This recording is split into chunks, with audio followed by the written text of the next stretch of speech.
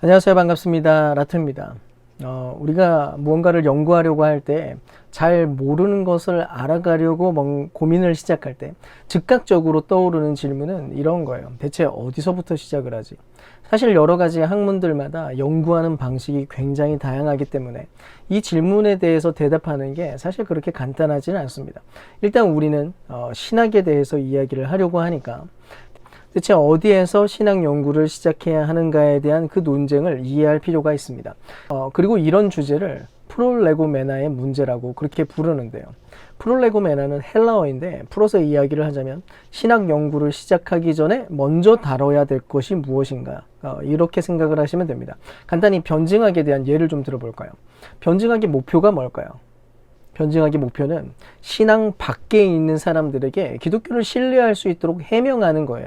이 목표를 이루기 위해서 2세기 당시에 변증가들이 했던 일이 뭐였냐면 기독교인들과 이교도인들이 함께 공유할 수 있는 경험과 믿음의 내용을 찾기 위해서 애를 썼습니다. 뭔가 대화가 이루어질 만한 접촉점이 있어야 된다고 생각을 했으니까요. 그러니까 당시 변증가들은 기독교가 이도교들이 공통적으로 가지고 있는 어떤 개념과 경험들에 대해서 설명을 해주고 또 보완해 줄 수 있다고 그렇게 여겼던 거예요. 근데 계몽주의 시대 이후로부터는 프롤레고메나의 문제가 이게 훨씬 더 중요해지게 됐습니다. 왜냐? 이전까지는 신에 대한 인식 자체를 아주 당연하게 여겼던 시절이었어요.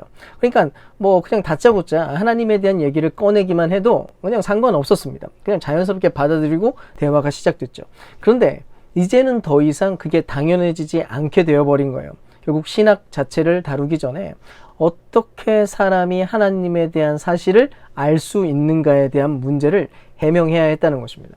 즉 원래는 하나님은 대체 누구인가, 하나님에 대해서 우리가 무엇을 알 수 있는가에 바로 초점을 맞췄던 반면에 이제는 그것보다 먼저 일단 하나님을 어떻게 알 수 있는가에 대한 설명을 해야 했다는 거죠. 사실 현재 우리가 경험하고 있는 현실도 마찬가지입니다.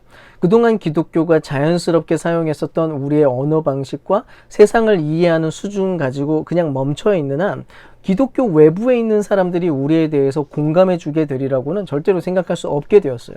어쨌든 그래서 현대 신학자들은 신앙 밖에 있는 사람들이 신앙의 진리와 접촉하게 해주는 공통된 출발점을 찾는 것을 아주 중요한 포인트로 여기고 있습니다. 즉 인간의 실존적인 경험을 바탕으로 기독교 신학을 세우려고 애쓰는 일들이 필요해졌다는 것이죠.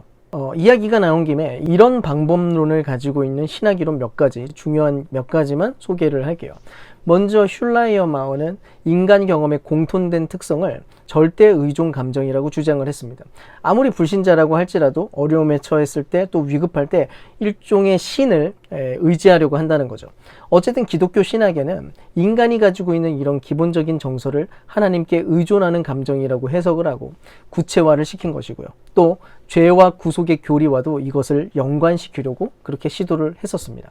또 둘째로 폴 틸리는 인간이란 자기 실존에 관해 궁극적인 질문을 던지는 존재다, 이런 신념을 갖고 있었어요.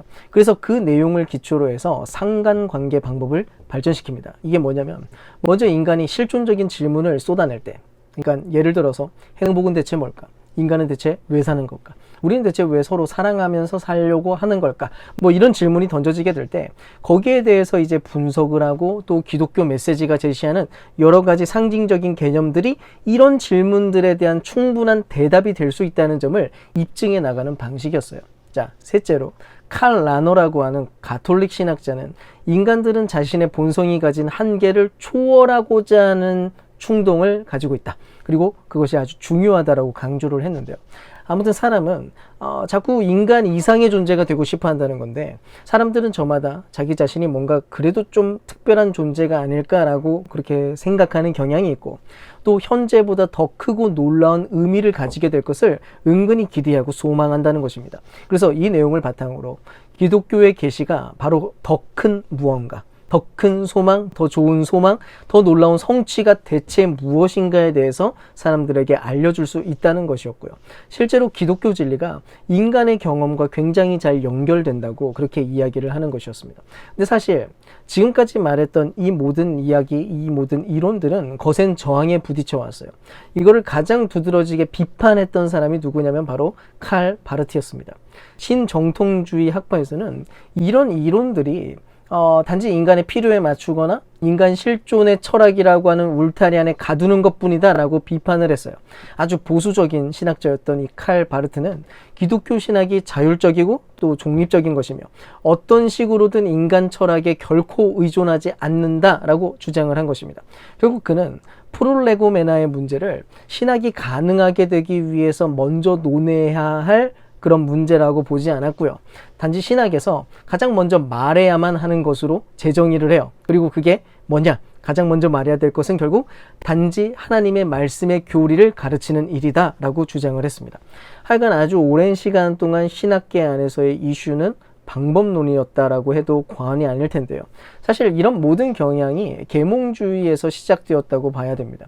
계몽주의의 이야기 자체가 보편적이고 또 신뢰할 수 있는 기초 위에 지식을 세워야 된다라는 내용들을 강조했기 때문이었죠. 근데 사실 요즘에 있어서는 계몽주의에 대한 철학적 비판이 굉장히 거세졌기 때문에 오히려 이런 질문이 던져지고 있어요. 도대체 보편적 기초라고 하는 게 존재하기는 하는 거냐?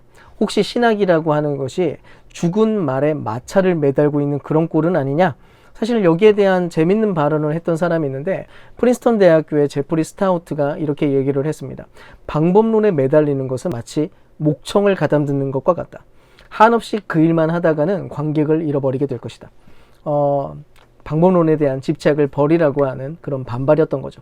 특히 이제 지난번에 얘기했던 후기 자유주의 진영에서 굉장히 많이 하는 비판이에요. 기독교는 이미 다원적 세계관이 형성된 현실 세계 안에서 선택할 수 있는 하나의 그러나 본질적인 대안이라는 것입니다. 즉 현대사회가 어차피 보편적 기초 자체를 중요하게 여기지도 않기 때문에 기독교도 굳이 보편적인 척도나 논증 원리에 근거할 필요가 없다는 것으로 생각을 한 거죠. 물론 이런 태도가 여기에 반대하는 사람들의 눈에는 그냥 신앙주의로 퇴보한 것뿐이다 라고 하는 그런 느낌을 주고 있기도 합니다. 단지 내부적인 표준에 의해서만 정당화되고 또 다른 누군가의 인정을 받거나 또 공유할 필요도 없는 그런 체계에 불과할 수도 있으니까요. 아무튼 지금도 프롤레고메나의 문제는 굉장히 많은 논쟁 속에 있습니다. 다만 저의 생각을 간단하게 얘기를 하자면 그동안 한국의 기독교는 프롤레고메나 문제 자체를 아예 덮어놓고 있었다는 그런 생각을 해요. 일단 워낙 보수적이었으니까. 사실 칼 바르트도 보수적인데 그런 그조차도 자유주의로 이렇게 낙인 찍히는 그런 엄청난 수준의 보수성이 한국 기독교 안에는 가득했습니다. 결국 교회는 단지 기독교 내에서만 통용되는 방법과 언어만을 써왔고 기독교 바깥과 정당한 대화를 해나가는 그 방식에 대해서는 전혀 배우지 못했던 거죠. 그 때문에 한국의 기독교 안에는 기독교가 가져야만 할 사회적 책임, 또 공공성, 공공의 선 그런 등등의 논의할 준비가 거의 되어지지 않았던 상황이었다는 것입니다. 그런 면에서 저는 우리의 신학이 외부 세계와 대화할 가능성을 찾는 방향으로 조금 추를 옮겨가야 되지 않을까 그렇게 생각을 합니다. 물론 서구 신학계에서는 너무 과도하게 옮기다가 신학이 단지 상아탑 수준에 머물게 되었고 대부분의 성도들에게는 전혀 영향력이 없는 그런 논쟁만 일삼게 되었다는 점에 대해서도 아쉽게 생각을 합니다. 아무튼 적당한 균형은 늘 필요하다는 생각이 들어요. 100% 인간적이지만 또 한편으로 100% 하나님 중심의 신학이라고 하는 그 역설적인 그런 균형 말이죠. 여기까지 몇 분이나 과연 보셨을지 모르겠지만 감사하고요. 오늘 여기까지 하겠습니다. 수고하셨습니다.